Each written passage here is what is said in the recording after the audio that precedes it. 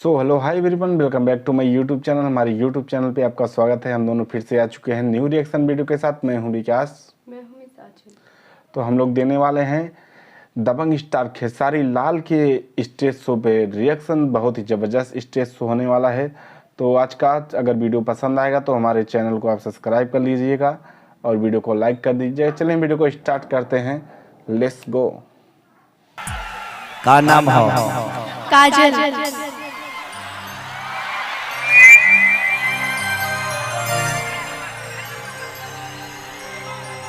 काजल नाम हो तो अब बस कर रे कजली रहे दे,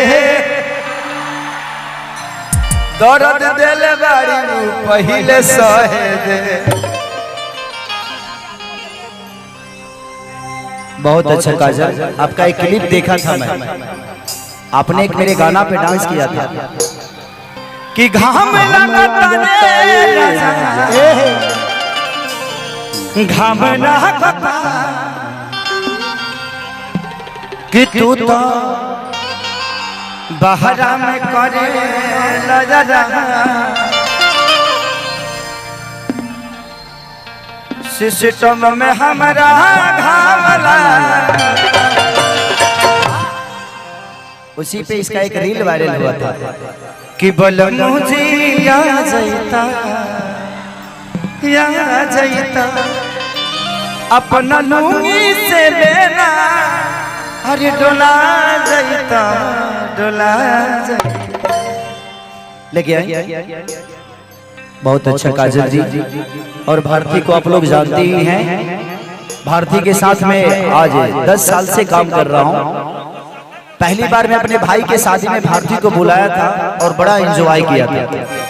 तब से मैं भारती को हर शो में लेके जाता हूं क्योंकि इस कलाकार से मुझे बहुत प्यार है। ये अद्भुत कलाकार है, इसीलिए मैंने इनको एक सिनेमा में भी लिया था कि कमल भातर कटनी भातारी के फसवला हमरा के देखेला त खासे हो नहीं ना से। उसमें भारती जी ने काम किया था, तो थैंक यू। और इनको आप जानते ही हैं, इधर आइए। ये दोनों काली माई का अवतार है सर, है ना? बबी है ना? ये माही मनीषा। तुम लोग क्यों मेरा छोटी हो? तुम लोग यार तुम लोग निमनो बतिया के हंस के बाउर बना देता रहो। आप लोग मेरा मत छुआ करो। पैर पैर, हाँ पैर खड़े गिर जाओ या चाहे गिरा दो अपने आप को। चलिए आई। एक औरत अपना पति से शिकायत करती है और क्या कहती है कि चढ़ल जवानी जो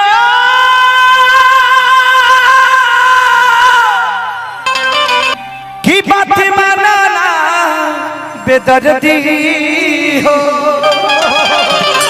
बड़ बहरा हमर बॉडी में घुसे सरदी हो।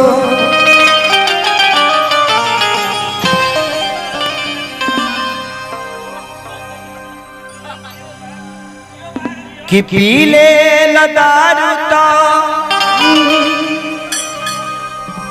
का कही बात निशा के, नाच देखे चले जाला माही मनीषा के।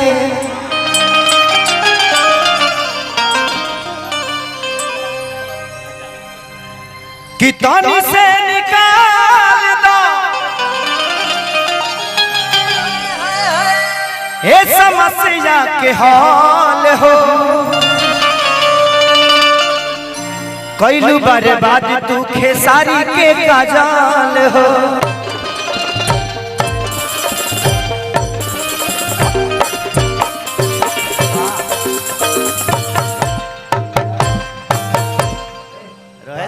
कमरवा तुरबलो का हमनी के मार के मारते रही ले जा। अच्छा ऐसा तो तेरा घरों पर केहू सोच ले तब का होई। आइंदा आप अपना नाम मेरे कार्यक्रम में आना तो चेंज कर देना। क्योंकि मैं यहाँ बहुत सारे यूट्यूब वाले लोग हैं, हम इस काजल को कह रहे हैं, ये लोग उस काजल को समझ लेंगे और कल ही उनका फोटो लगाकर कंट्रोवर्सी कर देंगे। इसलिए प्लीज मैं इस काजल को बोल रहा हूँ, आप लोग को जो समझना है सही समझना है, ठीक है? कि दही के नदिया के तोहरा बिलारी राखबार भइली राजा। 1 2 1 2 3 4 विनोद विनोद कहाँ पड़ो? उतर जो न तो नीचे फूल बिछावल बा, अगर कोनो खूंटी निकलल हो तो आदमी बन जेबे। हनुमान जी के भाई भूमा जी हवन का उतर जा बेटा, एलआईसी भइल बा। उतर उतर उतर उतर जो रे रे बाबू, नीचे बांसो बा। हाँ वो लामा बा, ओह मैं खरकोची बा। उतर जा उतर जा उतर जा, माने भाई बड़ा बीसा बड़ा गाछ पा जेबे बांस पर। उतर जा तो आदमी हो जाए बाबू। उतर बाबू पार्टी पूछ ले बा। उतर दो, बिया हुई तो चढ़ी है, बिया हुई तो ले जाके कोनो पहाड़ पे चढ़ जाइए। हाँ ये गाछी पर चढ़ला के कौन काम बा? कि यहाँ के अभी तू की संभाला, ई पानी सर से पारी फैली ना, तलर रूप की रानी धूप में निकला न करो रूप की रानी, कहीं गोरा रंग काला पड़ जाए, गोरा रंग काला ना पड़ जाए। पंथ है पथरीला पैदल न चलो तुम, कहीं गोरा रंग काला पड़ जाए, कहीं गोरा रंग काला ना पड़। चलिए भाई, सीतामढ़ी निवासी सोना भाई की तरफ से बहुत पैसा, सोना नावल पैसा है। भगवान से प्रार्थना शुभकामना का दी। और दिया कहा दिया, रोज के ये बाहल चल के डरामा, कितना बताइए खेसारी का डरामा।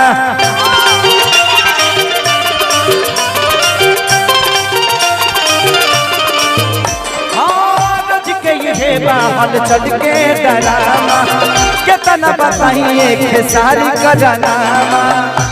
ये बाहल चल के डरामा, कितना बताइए खेसारी का डरामा। आदमी ना है इसका रे। उतर जो अगला जन्म में बिस्को पड़े हो खबर। रहबा गाछ पर। उतर जो बाबू, दाढ़ कमजोर बा, सखुआ ना हो। आम है उतर। जामुन है जामुन। तो आप देख के लेड़े पर चढ़ गई बा। गिर जीबा जियबा तो खेसरिया के बहुत देखबा।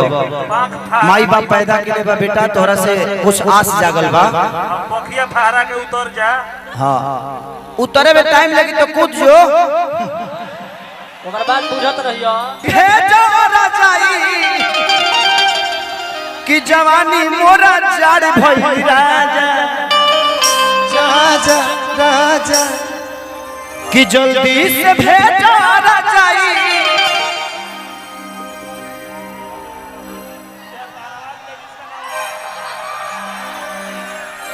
यार तारा वाज लेडीज करा दे लगो।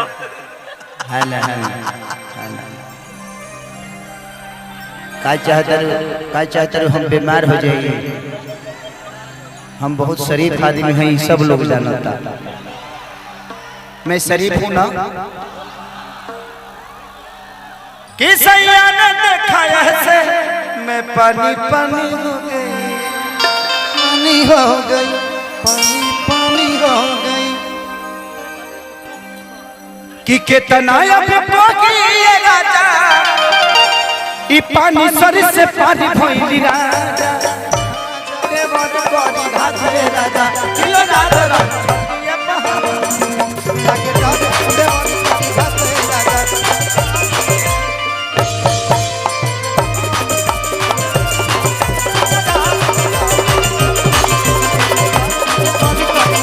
राजा जाके जाओ देवर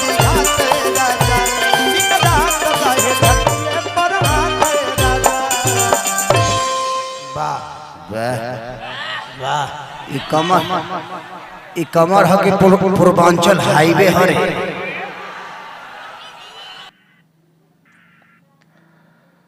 तो दोस्तों उम्मीद करता हूँ वीडियो आपको ज़रूर पसंद आया होगा। अगर पसंद आया हो तो हमारे चैनल को आप सब्सक्राइब कर लीजिए और वीडियो को लाइक कर दीजिए। आपको ओरिजिनल वीडियो का लिंक डिस्क्रिप्शन में मिल जाएगा, आप वहाँ से भी देख सकते हैं। चलिए मिलते हैं नेक्स्ट वीडियो में, तब तक के लिए नमस्कार, प्रणाम।